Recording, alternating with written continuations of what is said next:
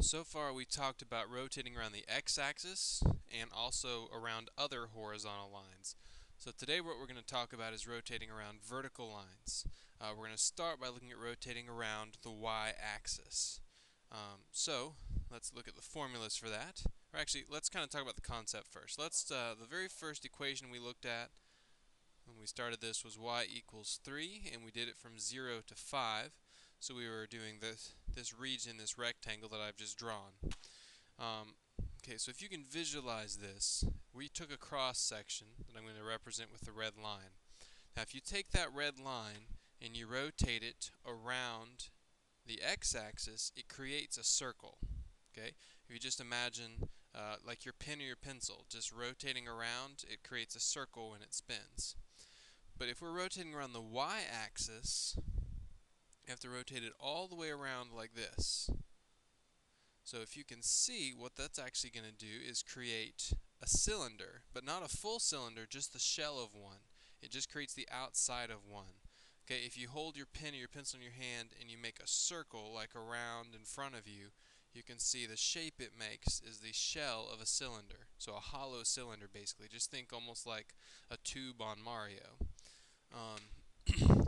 So if you think about that, if you were to take that hollow tube and unfold it, it's really just a rectangle.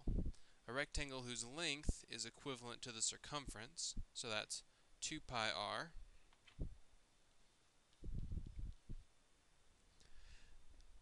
and then whose height is just the distance from the function to the x-axis. So it's 2 pi r h. That's actually would be the formula to find the area, just the area of that hollow tube. So it's like the surface area of that hollow tube. If you're thinking about it before, you're just doing the area of a circle with pi r squared. So now we're doing the area of a rectangle, and we get 2 pi r h. So this turns into 2 pi times the integral from a to b of x times f of x. Okay, the x corresponds to the radius. If you think back right here, I'm going to draw it in green. This would be the radius of the cylinder we drew, and that is just the x value. I mean, if we knew the point right here, it would just be the x value that would represent the distance here in green. And then the radius, excuse me, that's the radius. The height would be what I'm drawing in blue, which is the height of the function. So that's why the function goes in for the height. So this really is just coming from 2 pi r h. You don't have to remember that as long as you can remember the function, but I wanted to show you where it came from. Okay, and then if we have two equations, we do x times f of x minus g of x. So notice some differences here. This is the shell method. The shell method does not have anything being squared like the disk and washer method did. It also has a 2 pi out front instead of just pi. Okay, so those are our equations. 2 pi times the integral of x times f of x, and 2 pi times the integral of x times f of x minus g of x. And f minus g is still top minus bottom. You don't really have to worry about outer minus inner throwing you off here. It's just top minus bottom. Okay, so let's try some examples. Here's the first one. Find the volume of the solid created by rotating the region bounded by y equals x minus x cubed and the x-axis in the first quadrant around the y-axis. So I know both axes are mentioned here, and here's what you need to pay attention to. X-axis is just one of the boundaries. The y-axis is what we're rotating around. So just to give you a rough idea of what this looks like, it does something like this, and we're rotating it around the y-axis. So we do need to find our boundaries. We do that by setting x minus x cubed equal to 0. We need to factor. I don't like to have the biggest one be negative, so I'm going to move both of them over to the other side so I have a positive x cubed and a negative x. And then pull out an x, and that gives you x equals 0, and then positive and negative 1. But we said the first quadrant, so we don't need to use the negative 1, because that would be over here if we're using negative 1. Okay, so our boundaries are from 0 to 1. So as we set this up, we do 2 pi times the integral from 0 to 1 of x times f of x, which is x minus x cubed dx. So that's our setup. Now we can plug it in the calculator. So give me just a second, I'll move this over here and then pull up the calculator. So we plug in 2 pi. Actually, I'm not going to plug in the pi because I just want to leave it in terms of pi if I can. So I'll leave out the pi for now. Do math 9, and then I do x times parentheses x minus x cubed. Close those parentheses for the x minus x cubed, and then do comma x, comma 0, comma 1. Okay, that gives me 0.2667. Let's see what the fraction would be here. So it's 4/15ths, so our answer is 4 pi over 15. Remember, we do have to put that pi in since we left it out to begin with. Alright, so let's look at the next example. It says find the volume of the solid created by rotating the region bounded by y equals 4 and y equals x squared in the first quadrant around the y-axis. So let's sketch this for ourselves over here. There's our coordinate plane, x squared, oh, sorry, that's not right. X squared would look like this, y equals 4 would look like this. Okay, but they do intersect in two places, but if you notice it says just in the first quadrant. So we'll just be looking here, and we are rotating around the y-axis. So it almost creates a bowl type shape. Okay, now we do need to find where they meet. Just set them equal to each other. X squared equals 4. So you do get plus or minus 2, but we only care about the positive 2 because we're doing it in the first quadrant. 2 pi goes in front.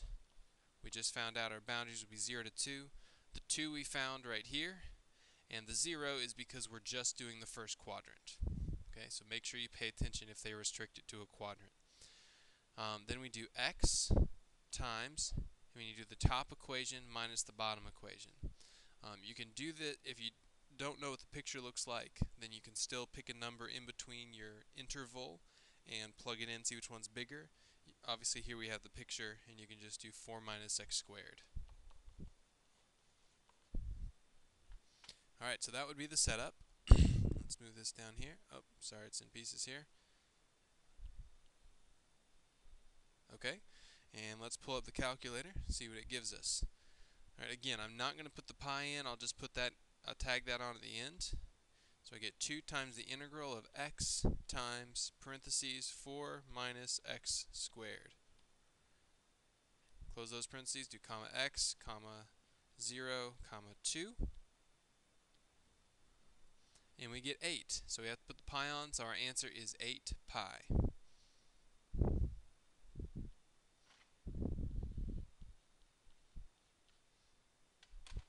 So hopefully that's pretty straightforward to you. The key is remembering that equation. It has a 2 with a pi, but there's no squared. So that's how it's different from the disk and washer method. So that's how you do it around the y-axis. Next thing we want to look at is how to do it around other vertical lines. Remember, the y-axis is basically x equals 0. What if we want to do it around x equals 4 or x equals -2 or something like that? Okay, then we have these equations. So rotating around other vertical lines. If you remember, the x that came out front in our equation, I'll just go back to it so we can see it. The x right here corresponded to the r in the problem, the radius. And if you think about, I'll just use this picture, if you think about rotating around a different line, like let's say we're rotating around this green line instead, what's changed is the radius, the distance from what we're rotating around. So that corresponds to the radius. The height hasn't changed, so that's why we don't subtract the c from the f of x. If you notice, there's two different equations here. One is x minus c and one is c minus x. Okay, if you think about a coordinate plane, you know up is positive, down is negative, right is positive, left is negative. So we've always thought in terms of top minus bottom. Well, hopefully you can see that just like top minus bottom that would correspond to right minus left. Okay, so top minus bottom is the same idea as right minus left. And that's how you know which of these goes first. Okay, so if you look over here, it says that when the line is to the left of the region, Okay, so I'll sketch a picture of that so we can get an idea. Sorry about that. That'll disappear in a second. So for the one that's to the left, let's say we have this region we just did a second ago. Okay, if we want to, we'll make this in red. If our line is to the left of our region, so notice, the line is on the left, and this is on the right. So we want to do right minus left. So this is our x, this is our c, because it's the line x equals c. So that's why we do region minus c, x minus c. Okay, on the other hand, if we have a line that's over here, then suddenly the line is on the right and the region's on the left. So we do c minus x. So you just need to think right minus left. Whichever piece is on the right, you put first. Whichever piece is on the left, you put second. Right minus left. The x represents the region. The c represents the line x equals c that you're rotating around. So these are our two equations. Yep, sorry about that. Those are our two equations that we'll use to solve the problems if it's not just around 0. Okay, so let's try a couple examples with this as well. First, find the volume of the solid created by rotating the region in the first quadrant bounded by y equals x squared plus 4 and y equals 8 about x plus 5. Alright, so the restrictions to the first quadrant again. X squared plus 4 is going to look kind of like this. Y equals 8 is going to look kind of like this. So it's kind of similar to the previous one. But we're rotating around x equals 5, which is going to be out here. Yeah, before we talk about that, let's go ahead and find our boundaries. We set x squared plus 4 equal to 8. Subtract 4 from both sides, and then take the square root. So we get plus or minus 2, but we only care about the positive one since we're stuck in the first quadrant. So because we're in the first quadrant, we know that our interval will be from 0 to 2. Okay, and the reason I wanted to get the interval is because the interval, if you don't have a picture, helps you know whether your line is on the right or the left. Because just think about a number line for a second. We know now that our region goes from 0 to 2. So this is where our graph is. And then x equals 5 is going to be somewhere over here. So just by that, you know that 5 is to the right of 2. So that means 5 needs to come first. And we do 5 minus x. And then we do top minus bottom. So that's 8 minus parentheses x squared plus 4 dx. Okay? So let me put that together for us. And we'll move it over here so we can do it in the calculator. See what it gives us. Okay, so we get 2 times the integral of parentheses 5 minus x, close parentheses, times parentheses 8 minus parentheses x squared plus 4, close two parentheses, then do comma x, comma 0, comma 2. That gives us something that looks like it'll turn into a fraction for us, so let's do that. Gives us 136 over 3, so we have 136 pi over 3. Okay, so we'll move this back up here, and we get 136 pi over 3. Okay, I know it's getting a little messy here. Let me erase some of this, because the next thing I want to do is actually use the exact same region, but rotate around. Let's do x equals negative 2.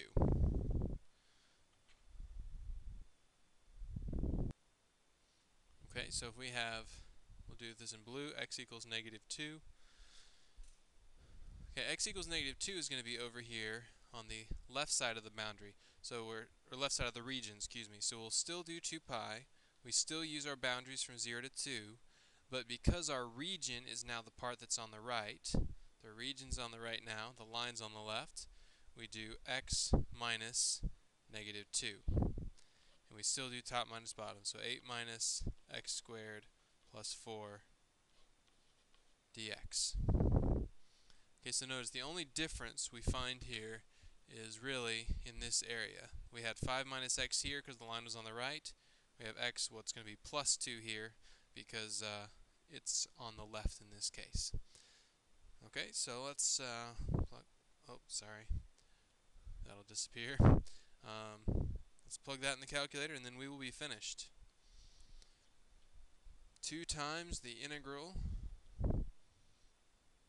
of parentheses x plus 2, close parentheses, times parentheses 8 minus parentheses x squared plus 4, close both parentheses you just started, 2 comma x, comma 0, comma 2, I missed a comma, sorry, and we get 88 over 3 pi. 88 over 3 pi.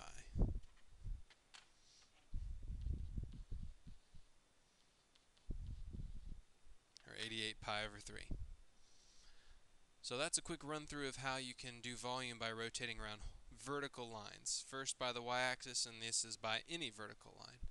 So if you need to do some practice, I'd encourage you to look at the problems I'm about to copy on the board. Those have some, they're mostly vertical lines, but a couple of them have some horizontal ones you can practice with as well. So make sure you keep all your equations straight, and good luck.